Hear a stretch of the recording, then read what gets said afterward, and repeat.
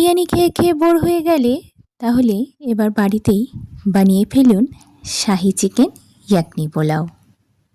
Test কিন্তু বিরিয়ানি থেকে কোনো অংশে কম যাবে না।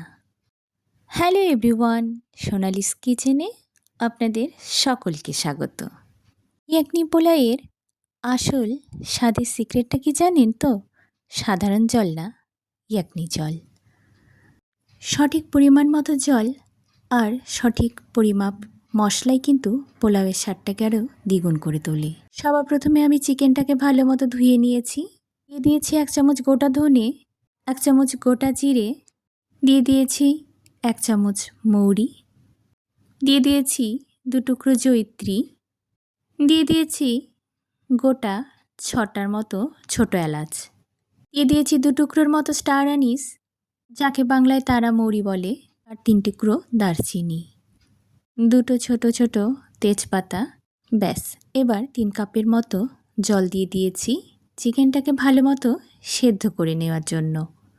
সামান্য একটু লবণ দিয়ে দিয়েছি যাতে চিকেনটা একটু ভালো মতো সেদ্ধ হয়। ব্যাস, ঢাকনা চাপা দিয়ে দিয়েছি। চিকেনটা সেদ্ধ হয়ে এলে ঢাকনাটা খুলে আমি চিকেনগুলোকে আলাদাভাবে সরিয়ে নিয়েছি। আর যে জলটা রইল, মানে ইয়াকনি জল, সেটাকে আমি ছেঁকে আলাদা একটা বাটিতে নিয়ে নিয়েছি। এটি পরবর্তীকালে লাগবে রান্নায়। এবারে ফ্রাই প্যানে আমি কিছুটা তেল দিয়ে দিয়েছি গোটা গরম মশলা, দারচিনি, এলাচ, লং, দিয়ে দিয়েছি কুচনো কাঁচা পেঁয়াজগুলো। এরপর 2 চামচের মতো আদা রসুন কাঁচা লঙ্কা বাটা দিয়ে দিয়েছি। 1 চামচের মতো ধনে গুঁড়ো, আর 1 চামচের মতো জিরে গুঁড়ো, 1 চামচ কাশ্মীরি লঙ্কার গুঁড়ো। এবারে সামান্য একটু কষিয়ে নিয়ে আমি অল্প সামান্য পরিমাণে হলুদের গুঁড়ো দিয়ে দিয়েছি এর মধ্যে। আমি এখানে বাসমতি চাল নিয়েছি 1.5 কাপের মতো। চালটাকে আগে থেকে একটু ভিজিয়ে রেখেছিলাম। হলুদ গুঁড়োটা দেওয়ার পরে আমি এখানে সেদ্ধ করে রাখা চিকেনটাকে দিয়ে দিয়েছি। চিকেনটা ভালো মতো মিশিয়ে আমি এখানে টক দই দিয়ে দিয়েছি। টক দইটাতে আমি 2 চামচের মতো গোলাপ জল দিয়ে ভালোভাবে ফেটিয়ে নিয়েছি দেওয়ার আগে। এতে ফ্লেভারটা কিন্তু বেশ ভালো আসে। এবারে সমস্ত উপকরণটাকে ভালো মতো মিশিয়ে নেব যাতে আদা রসুনের কাঁচা গন্ধটা চলে যায়।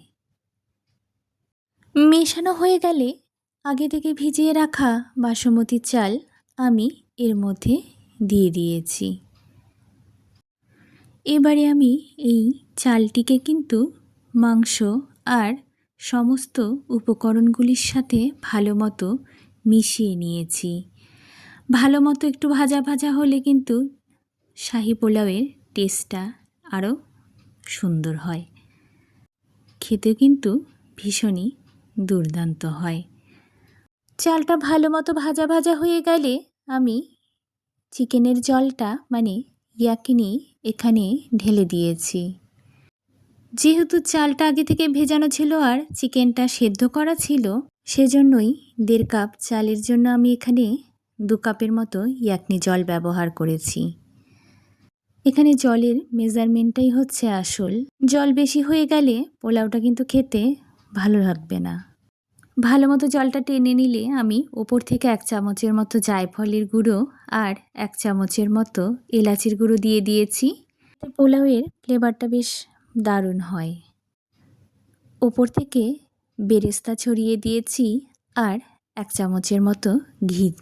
ব্যাস, তাহলেই কিন্তু রেডি শাহি ইয়াকনি পোলাও।